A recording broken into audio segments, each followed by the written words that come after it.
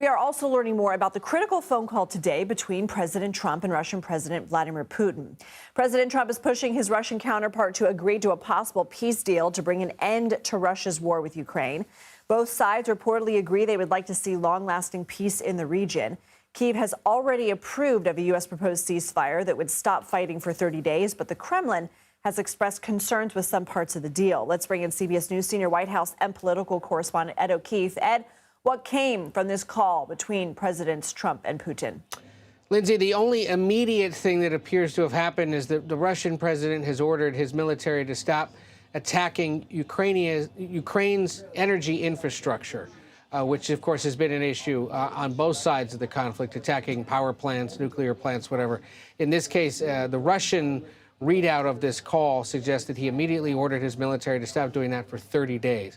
Now, remember, the hope here was to get the Russians to agree to a 30-day ceasefire that would then lead to talks to end this war.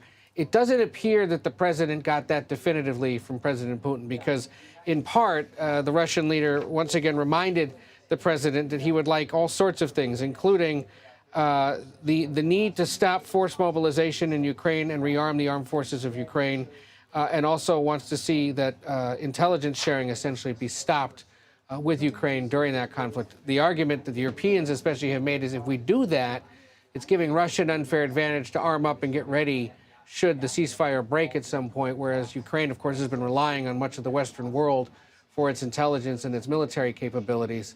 So that may not necessarily be a fair and equitable readout or result. Bottom line, the White House says in their readout of this call that negotiations will begin immediately in the Middle East regarding a broader ceasefire and a permanent peace. Where? Who exactly is involved in those talks? Is it the U.S., the Russians, and the Ukrainians? Are there other parties being brought to the table? Unclear. Who would be negotiating on behalf of everyone? Not yet laid out.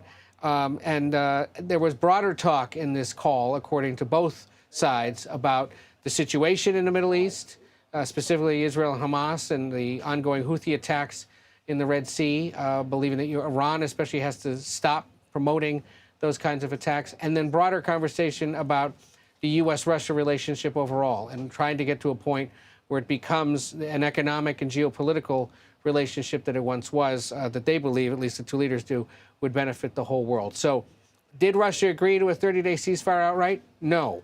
But did they agree to talks to get there? Yes. Do they have terms that are unacceptable to the Ukrainians and to European powers? Yes, and so that could be a sticking point.